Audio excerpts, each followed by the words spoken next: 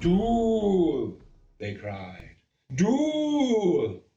4 shires did muster their finest archers to compete on the Raglan Doole. The year was AS 51. At Raglan Fair, this is the story of the evil Baroness, her dread excellency Arimala, and her insatiable desire to win the duel, and of poor Yannick, who did suffer greatly. It began just 2 days into the fair, when Master Archer, Lord Michal of Dunninmara, mysteriously, accidentally, brutally chopped off his hand with an axe while making breakfast. No one suspected foul play. Barely 1 day later, Master Archer, Lord Yannick of Normandy, narrowly survived a cards and gin-related assassination attempt by the evil Baroness. Her plan to prevent him shooting for his home shire of Pontefract was thwarted by the ladies of the shire, who administered coffee in great quantities.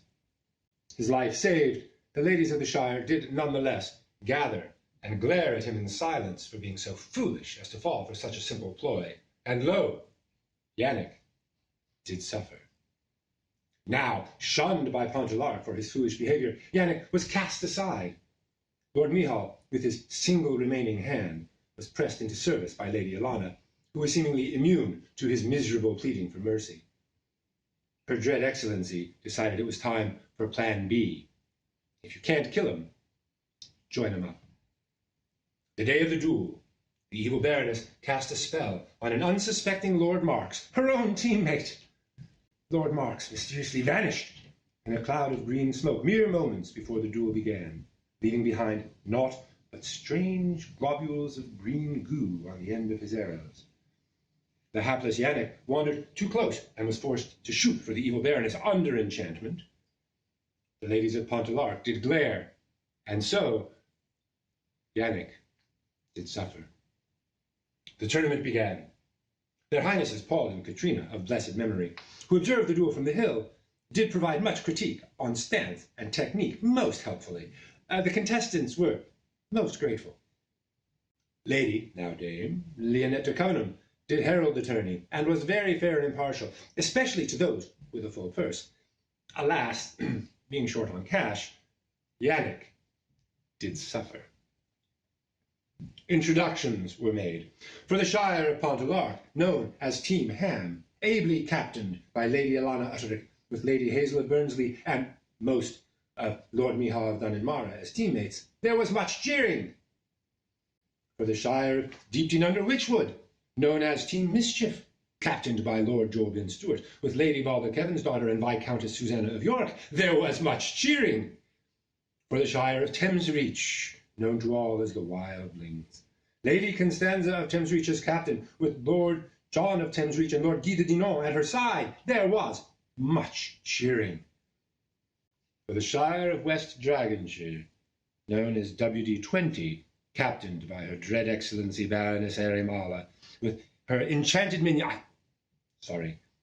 team members, Lord Edmund Fitzjohn de Ockham and Lord Yannick of Normandy, there was much cheering, except from Pontefract, who did glare at poor Yannick, who did suffer. The first round, 4 teams shoot off head-to-head. 2 teams must be eliminated. Pontefract, who were the bookies' favourite to win, mostly because their team are all master archers, were first team up. Their opponents, the Wildlings of Thamesreach. The teams went head-to-head. Best of 3 ends. Alana and Constanza shot first, 3 arrows each. Constanza won. The Wildlings go 1 up. Lady Alana was reportedly seen punching a squirrel, or was it a squire? Hazel and John were next. Hazel won the point. Both teams are level. Michal and Guy shoot next. A tie. The tie break. Team captains, Alana and Constanza, shoot 1 arrow each. Closest to the middle wins the point. The tie break is shot at a volley. Knock, draw, loose. It is close, very close. Constanza won the point. Shock and disbelief. Pontefract's team of top master archer assassins go out in the first round. Lady Constanza looks suitably smug.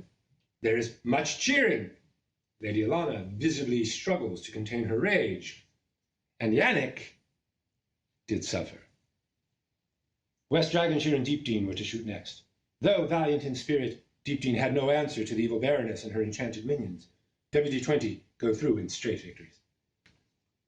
The final. The Wildlings of Thamesreach versus WD-20 of West Dragonshire. Constanza and Mala are first to shoot. Constanza wins. John and Edmund are next. John wins. Guy and Yannick. Yannick wins. John and Mala. John wins. Constanza and Edmund. Constanza wins the point. Thamesreach Wildlings are 4 flags up to 1 at the halfway point, needing only 1 more flag for victory. The evil Baroness, never one to be defeated easily, once again worked her black-hearted magic, and her team did rally. Guy and Mala. Mala wins. Constanza and Yannick. Yannick wins. Guy and Edmund. Edmund wins. It's all square.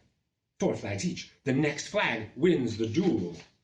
John shoots against Yannick. Lord Yannick was momentarily distracted by shots of pie from the many hecklers, Yannick being most vexed by the lack of actual pie. Despite the shouting and heckling and the lack of pie, the enchantment of the evil Baroness was too strong, and Lord Yannick's arrow was straight and true, and did win her a 5 flags to 4 victory. Lord Yannick and Lord Edmund did kneel in awe before the evil Baroness, who did cackle theatrically in her victory. Both were released from their enchantment, confused, but mostly unharmed. Lord Yannick was finally returned to his comfy chair in Pontelark, and he did suffer.